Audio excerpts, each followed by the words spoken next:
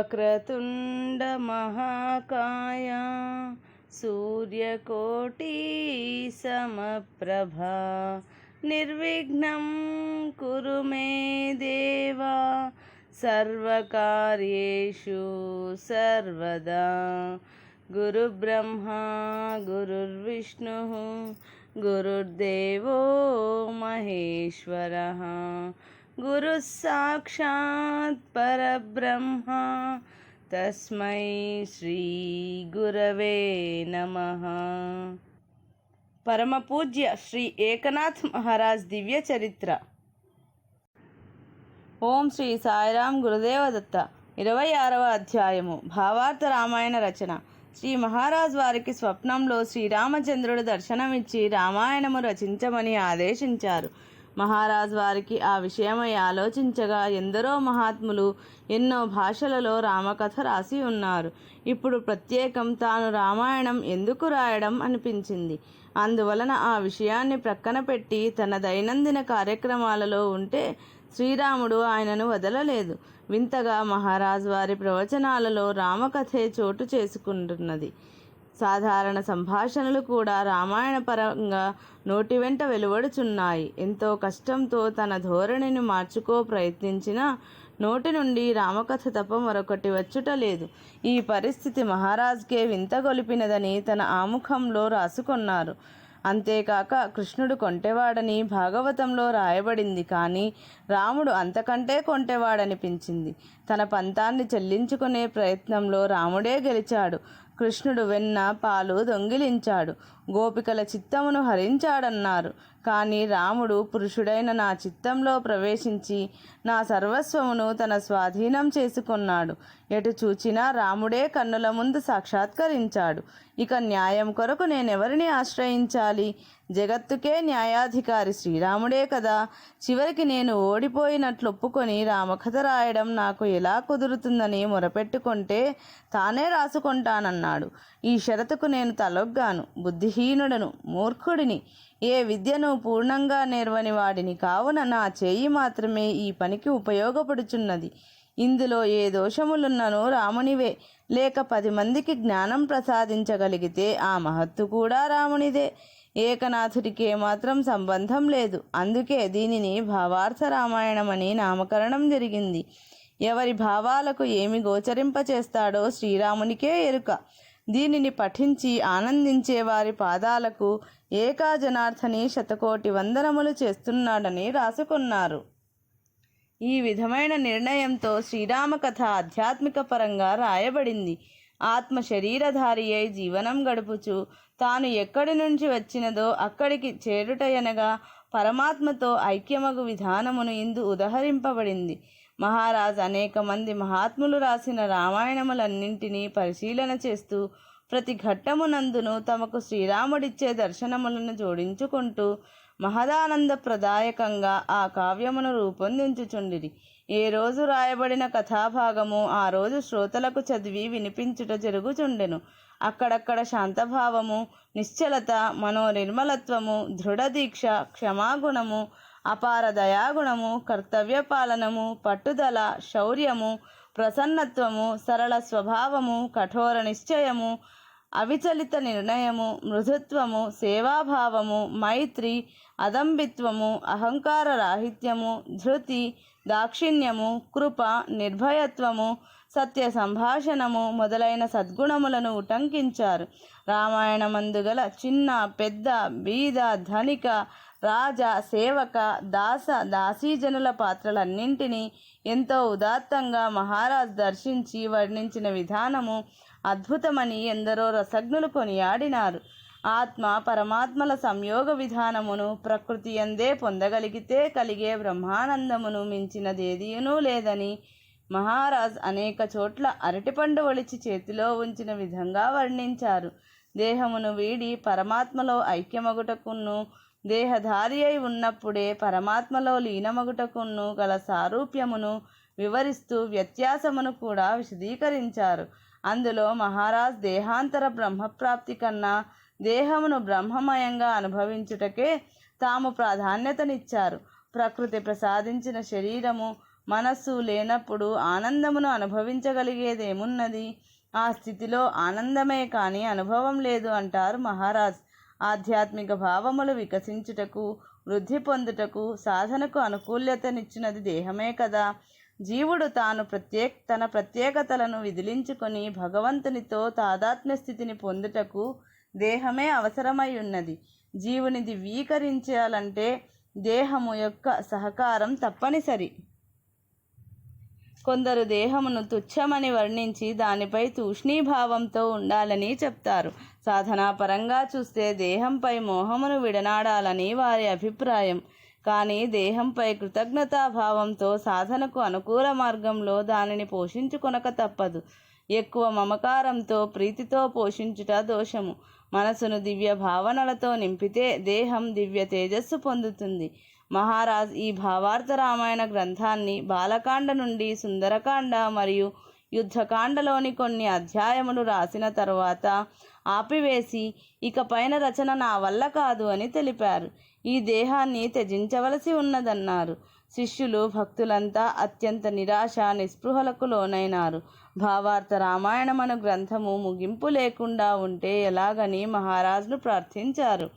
మహారాజ్ శ్రీరాముణ్ణి ప్రార్థించి ఈ గ్రంథము నా శిష్యుడు గావబా చేతి మీదుగా పూర్తి కాగలదన్నారు. గావబా అనే వ్యక్తి గురించి వివరాలు అతని పరిచయంలో రాయబడి ఉన్నాయి. 8 ఏళ్ల వయస్సులో శ్రీ మహారాజ్ వారింట్లో పంక్తి భోజనం చేశాడు. ఇంటికి పోయి మర్నాడు తల్లితో నిన్నటి భోజనంలో పెట్టిన పూర్ణపోలీలు పెట్టుమని మారాము చేశాడు. ఆ తల్లికి కోపం వచ్చి నీకు రోజూ తీపి పదార్థాలు చేసి పెట్టాలంటే నాకెలా కుదురుతుంది? పోయి మహారాజులింట్లోనే సేవ చేస్తూ అక్కడే కడుపు నిండా మెక్కు అని విసుక్కుంది. అంతే. సరాసరి మహారాజు ఇంటికి వచ్చాడు.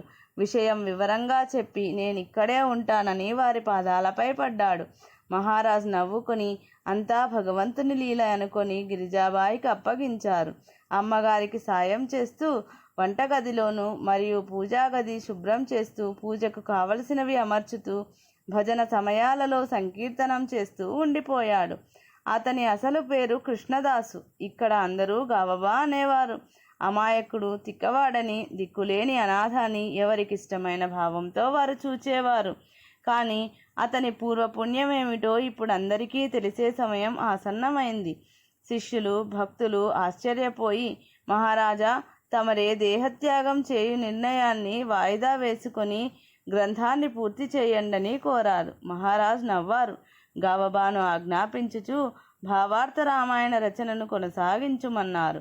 అందరికీ వెర్రివానిలా కనిపించే ఆ వ్యక్తి గ్రంథరచనకు పూనుకున్నాడు. అతడు రాసినంత వరకు ఏ రోజుకు ఆ రోజు శ్రోతలకు వినిపించారు. మహారాజ్ రచనకు అతని రచనకు ఏమాత్రం తేడా కనిపించలేదు. అప్పుడు మహారాజ్ ఇలాగన్నారు, ఈ గ్రంథరచన శ్రీరాముని ఆదేశంతో ప్రారంభమైంది. రాసేది రాయించేది శ్రీరాముడే కావున ఇది త్వరలోనే పూర్తవుతుంది అన్నారు. అది ఫాల్గుణ మాసం 1521వ సంవత్సరం. మహారాజ్ తమ మహాప్రస్థానానికి 1522 చైత్ర బహుళ షష్ఠి తిథిని నిర్ణయించుకున్నారు. వారి సంకల్పం వజ్ర సంకల్పమేనని అందరికీ తెలిసినదే. వారి సన్నిధి మరికొద్ది కాలమేనని తెలిసిన తర్వాత వారి సత్సంగం ఒక్క క్షణం కూడా విడువరాదని అందరూ హాజరై ధన్యత పొందినారు. కానీ అందరికీ ఒక సందేహం వేధిస్తున్నది. మహారాజ్ మంచి ఆరోగ్యంతో ఉన్నారు. ఎటువంటి శారీరక రుగ్మతలు లేవు. అలాగున్న సమయంలో ప్రాణం ఎలా పోతుంది అని ఆలోచించేవారు. ఏది ఏమైనా సంకీర్తనలు, సత్సంగాలు, నామ సప్తాహాలు జరుగుతూనే ఉన్నాయి. సాధు సంతులే కాక ఈ వార్త చుట్టుప్రక్కల గ్రామాలన్నింటికీ ప్రాకింది. భక్తులు తండోపతండాలుగా వచ్చి దర్శించుకుంటున్నారు. ఎడతెరిపి లేకుండా సమారాధనలు జరుగుచున్నాయి. పైఠన్ పట్టణమంతా కిటకిటలాడుచున్నది. ప్రతిరోజు భక్తులు గంగా స్నానంతో పాటు ఏకనాథుల వారి జ్ఞాన ప్రసంగ గంగలోనూ స్నానమాడి పాప విముక్తులవుతున్నామని పరమానందభరితులై ఉన్నారు. చైత్ర బహుళ షష్ఠి తిథి నాడు ఉదయమే స్నాన అనుష్ఠానముల అనంతరం గురుపూజ చేసుకునేటందుకు అనుమతిని ప్రసాదించారు. భజనలు, నామ సంకీర్తనలు హోరెత్తుచున్నవి. బ్రాహ్మణ భోజనాల అనంతరం ఏకనాథుల వారు అందరికీ నమస్కరించి, ఆర్యులారా, ఈ దేహం ద్వారా ఏదైనా మీ మనసుకు కష్టం కలిగించి ఉంటే ఏకనాథుణ్ణి క్షమించండి. నాకు సెలవిప్పించండి. అందరూ సుఖశాంతులతో వర్ధిల్లుదురుగాక అని శ్రీహరిని ప్రార్థిస్తున్నాను అని అంటుంటే అందరికీ కళ్ళ నీళ్లు ఏకధారగా వర్షించి వరదలవుతున్నాయి. ఆ దృశ్యం చూచిన వారి మనస్సులు కరిగిపోయాయి. అందరూ ఆందోళిత హృదయాలతో గోదావరి తీరానికి చేరుకున్నారు. శిష్యులు, భక్తులు ఆయనను అనుసరిస్తూ ఎవరికి వారే ఆయన ప్రాణం ఎలా పోతుంది అని ఆలోచిస్తూ నడుస్తున్నారు. ఏకనాథులు గిరిజాబాయికి చెప్పవలసిన వీడ్కోలు వాక్యాలు చెప్పారు. కుమారుడు, కుమార్తెలు, అల్లుళ్ళు, మనుమలు, మనుమరాళ్ళు అందరూ వెంటరాగా గోదావరి నదిలో చివరిసారిగా స్నానం ఆచరించారు. తీరంలో పీఠం పైన కూర్చున్నారు. ఆ సందర్భంలో అక్కడకు వచ్చిన భక్తజన సందోహమంతా కూడా గోదావరి స్నానం చేశారు. ఆ సమయంలో మహారాజ్ వారి ప్రార్థన ఇలా సాగింది: హే గంగామాత, మనస వాచ కర్మణ ఎవరికీ కష్టం కలిగించని వాడనైతే, ఈ విశ్వంలోని సకల చరాచర జీవులందున శ్రీహరినే దర్శించుకున్న అనుభవం కలిగిన వాడనైతే, జాగ్రత్త స్వప్న సుషుప్త్యాది అవస్థల యందును పరులకు ఉపకారమే కాని అపకారమెంచని వాడనైతే, ఈ విశ్వాన్నే హరిమయంగా దర్శించి సేవించిన వాడనైతే, నా జీవిత సార్థకతకై గురు జనార్దనుణ్ణి ప్రార్థించి వారి ఆజ్ఞానుసారం వర్తించిన వాడనైతే, ఈ జీవుడు హరి సాయుధ్యమునకు చేరుగాక అని ప్రార్థన చేశారు. భక్తులంతా నామ సంకీర్తనలు ఉచ్చైస్వరంతో చేస్తూ ఉండగా మహారాజ్ వారి ఆత్మ పరమాత్మలో లీనమైనది. భౌతిక దేహాన్ని పరిత్యజించి వారి ప్రాణాలు అనంతవాయువుల్లో కలిసిపోయాయని చెప్పుకుంటే అది లోక వ్యవహారం క్రిందకు వస్తుంది. మహాత్ములు దేహం ఉండగానే దేహ భావనను విడిచి ఆత్మభావాన్ని పొంది సర్వం బ్రహ్మమయంగా దర్శించిన వారు. వారికి మరణమన్నదే లేదు. వారు అమృతులు. వారు ఎన్నటికీ సజీవులే. ఎప్పుడు ఎవరు ప్రార్థిస్తే వారికి దర్శనమియ్యగలరు. బాహ్య విషయానికి వస్తే వారితో శారీరక సంబంధం కలిగిన వ్యక్తులు, మానసిక సంబంధం ఏర్పరచుకున్న వ్యక్తులు, సంభాషణల ద్వారా సంబంధం కలిగిన వ్యక్తులకు వారి వియోగం బాధ కలిగించుట సహజమే. జనన మరణాలు ఆత్మకు లేవని మహాత్ములు చెప్పుచున్నారు.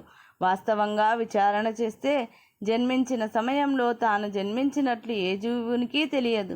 జన్మతిథి, సమయం అన్నీ ఇతరులు చెప్పితే తర్వాత తెలుస్తుంది.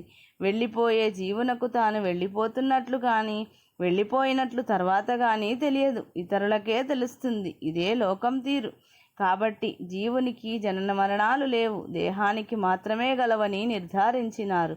అయినను ఆ రూపం ఇంకా కనిపించదు కదా అని బంధువులు, భక్తులు కూడా ఎనలేని దుఃఖంతో వాపోయారు. భక్తులు, ఇక మా బాధలు, కష్టాలు ఎవరికి చెప్పుకోవాలి? మా బ్రతుకులు చుక్కాని లేని నావ సముద్రం మధ్యంలో చిక్కుకొన్న తీరైనవే అంటూ విలపించారు. అప్పుడే వచ్చిన భక్తులు పిడుగు వంటి ఈ సత్యాన్ని జీర్ణించుకొనేదెలా అని దుఃఖించారు. ఈ సంసార సాగరాన్ని దాటటానికి మేమెవరిని ఆశ్రయించాలి అంటూ కొందరు ఏడుస్తున్నారు. బీద, ధనిక, స్త్రీ, పురుష, కులం, మతం తేడాగా చూడని ఇటువంటి దేవుడెక్కడ దొరుకుతాడని కొందరు రోధించారు.